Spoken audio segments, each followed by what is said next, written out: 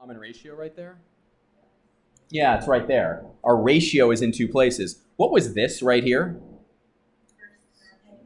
The first term, right? So does this look really similar to something we mentioned yesterday that you read about last night? Absolutely. So that was your initial amount. And there's your ratio. This can be generalized into the formula. So again, the algebra, was any step of this algebra super complicated? Not so much. Is it really easy to set it up wrong, though? It's extraordinarily easy to set it up wrong. And then not only is it hard to set up wrong, it's easy to set up wrong, sometimes it's hard to understand how you're pulling it.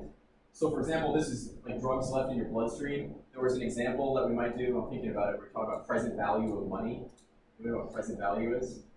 It's the same idea of this, but like in reverse. Like for example, what's worth more? $1,000 today or $1,000 in a month? What's worth more? 1,000 today, right? Why? Why is $1,000 today worth more than $1,000 in a month?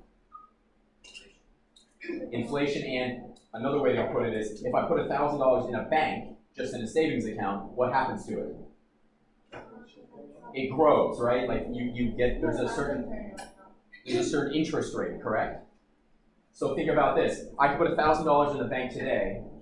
It could grow to maybe $1,001, right? Is that realistic? Sure, that could happen, right? Well, let's say you wanted $1,000 at the end of the month, exactly $1,000 in your bank account at the end of the month. Do you put $1,000 in now? No, you put in more or less than $1,000. You put in a little less than it, and then what does it do? It grows into $1,000. Does this make sense, everybody? So here's the thing. The present value of $1,000 right now is less than $1,000 because it will grow into $1,000 over time. Does this make sense, everybody?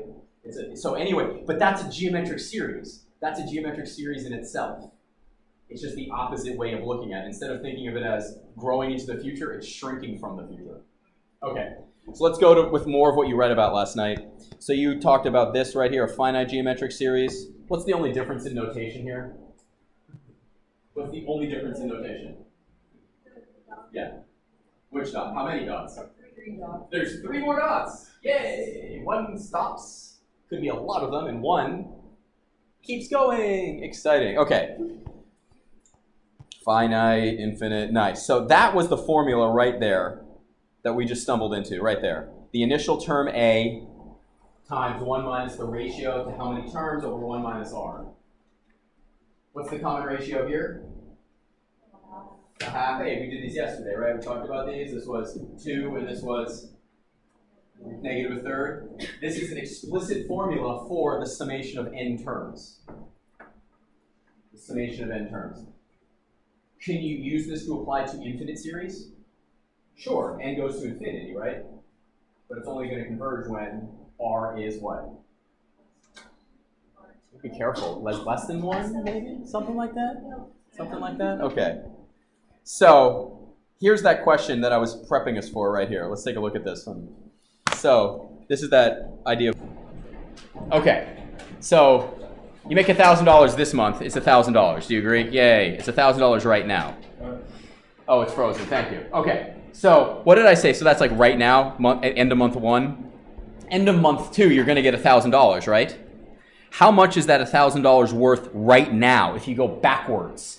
If you go backwards, basically I'm asking you the question, if you compound continuously at 4% for 1 year, if you compound continuously for 4% for 1 year, how much money do you have to put in the bank right now so it grows into $1,000 in 1 year?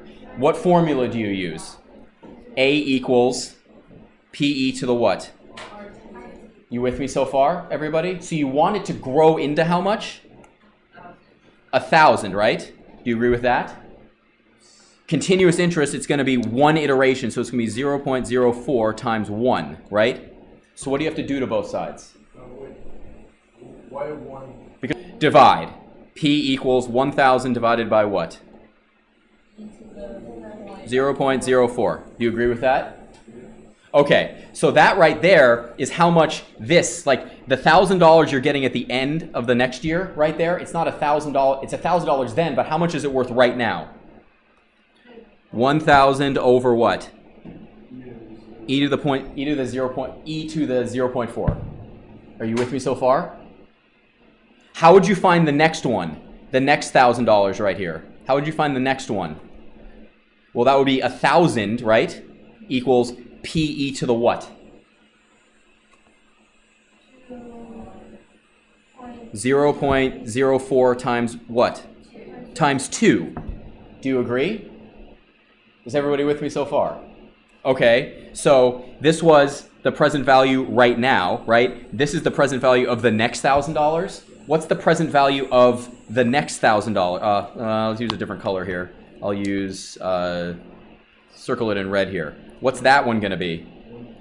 1,000 divided by what? 0.04 times what? 2. Times 2.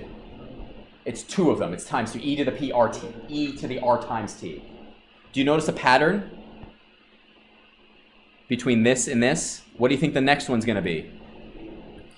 1,000 over e to the what? 0.4 times 3. So here's the thing. Remember what I said before? The algebra is not super esoteric here. Noticing what exact geometric series we're talking about has to be a little bit challenging. Not has to be, it is a little challenging here. Is there a common ratio between these? Is there a common ratio? There most certainly is. How do you get the common ratio? You divide this by this, this by this, this by this. You've done the same thing.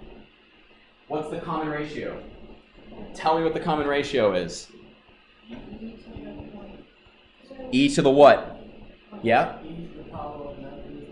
Yes. What do you multiply? What do you multiply this by to get this? 1 over e to the 0.04. What do you multiply this by to get this? 1 over e to the 0.04. You multiply by the same thing. So is this a geometric series? I'll list it out differently for you, Xavier, if I'm reading your facial expression properly. We are now calculating this. And I'll write it out a little bit neater. 1,000, and what was the next term? 1,000 over that, right? Plus 1,000 over e to the 4 times what? 2. And then what was it? Was just 3 for the next one, right? Well, isn't it? This is what we're adding together. Are you okay with that expression so far? Let's just check that, okay? Let me flatten this out. I'm going to do a little bit of algebra here. Ready? This is 1,000 times e. Let's just leave it as 1,000. That's fine. Plus 1,000 times what?